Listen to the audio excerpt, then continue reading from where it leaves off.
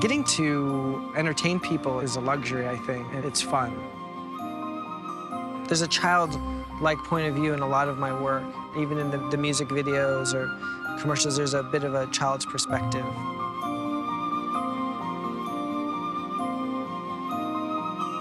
The story of the United commercial involved a dad going on a trip and the child imagining what the dad goes through.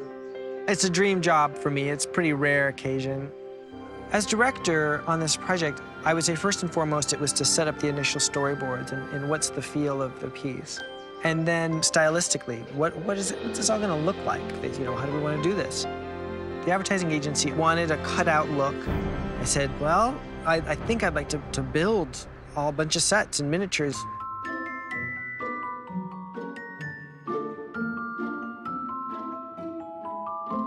This is gonna take more people and more time.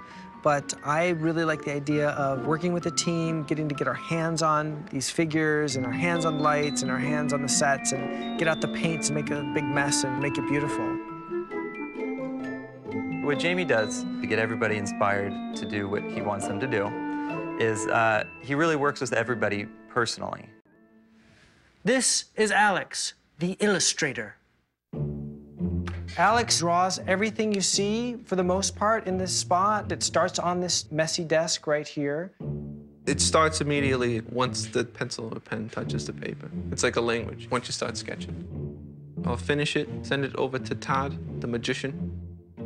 This is Todd. He's our digital guru. My role is to take a drawing by the illustrator and apply color and texture to the images and get them ready for puppet preparation. This is Soyen. She paints everything. Some backgrounds are completely painted by her, like the stars and the washes on the sky, and some textures that she paints scanned into the computer and then printed out onto some of the figurines.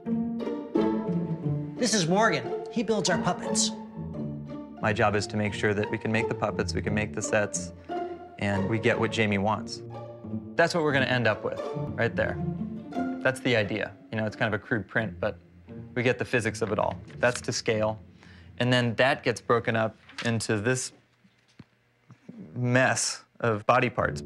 So I take this, I cut it up all into their specific pieces, and then I put them together. I put joints on them, and I make sure that they're gonna work for the animator. This is Kim Blanchett, stop-motion maestro. Well, stop-motion animation is just like any other animation, except we shoot on tabletops with real sets. We have to do every little movement by hand, one frame at a time. So it's kind of like a handmade film, which is not done too often these days. And it's really tense, because if something screws up, you got to shoot the whole thing all over again. It takes a lot of concentration and a lot of patience, I suppose. I just really focus in on what I'm doing, and I try and feel like I'm in the scene with the characters. After the shot has been animated, these pieces of hardware are the rigging, and those are needed to anchor the puppet to the set. In this 60-second commercial, there are 1,440 frames. I have to go through each frame and remove the rigging.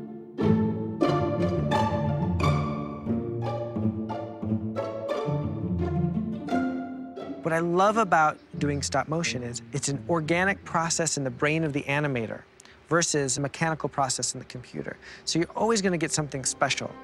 The covers being pulled up over the sun, that scene really showed what the piece could be. Kim's animation of the hand is so simple. It's just the fingers couldn't move except for the thumb. So all he had was that thumb and the wrist, and yet he got such a beautiful action coming across that conveyed, you know, something human and something warm. My son's name is Lucas, and he's a deep sleeper, and it's one of my nightly jobs to check on him and pull the covers up. He always manages to get him around his ankles, so, you know, it just came from real life. And I think a lot of dads could relate to that. Kids, if they can see their parent let go of the world and go into some imaginary space, that really excites them. Because suddenly it's like, oh, you're gonna go on my planet for a little while, and okay, you're on my planet, let's do it. My rocket ship's a little faster than yours, you know, and that's just, it's great fun. Being a father and having that experience of sharing the storytelling with my son, that mixed with also knowing that feeling, what it's like to leave your son for a few days and really missing him, definitely pushed me towards that script, and I think it resonates in the piece.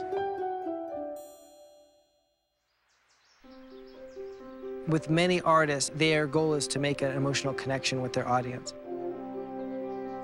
I really feel that my job is to think of someone sitting there, you know, they're channel flipping, or maybe they're watching a show, and up comes this thing, and can we make these moments that catch them and sort of take them off guard and bring them, pull them off their seat into something, and creating those little magical moments of, whoa, what did I just see? And having it touch them to an emotional level with the father and the son. I really believe that you have to respect the audience's time, every little moment, and give them something special.